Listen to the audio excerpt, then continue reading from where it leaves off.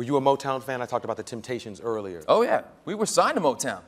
Oh, yeah. 98 Degrees got signed to Motown, and this is why the sing-off, which we'll talk about, is so special to me. We got signed to Motown Records by singing a Boyz II Men medley a cappella for the president of Motown in his office. And he heard us singing, and he said, I want to sign you guys. And that was it. That's very cool. Yeah. So did you grow up on Temps and Stevie and stuff like that? Yeah. My mom was big into Motown, so growing up, you know, the records were in the house, and that's what we listened to. It was a big part of the reason that I, always loved R&B music, and a big reason that I, wanted to be signed to Motown.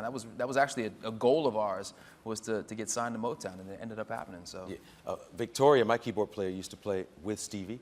Oh, wow, yeah. Yeah. So I hope we get him here. You like Steve? Well, have you ever met him? We had an incredible experience early in our career. We did a soundtrack for a Disney movie called Mulan, and we had a chance to do a song with Stevie Wonder called True to Your Heart.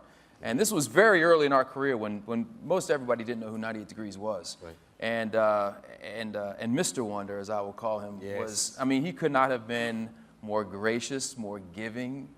We performed together on national TV. He insisted that we be a part of the interview. This was on Leno's show, and I mean, it was just, he went above and beyond to look out for us. You know what I mean? Tell Jay Leno to come out here. I want to talk to him for a minute.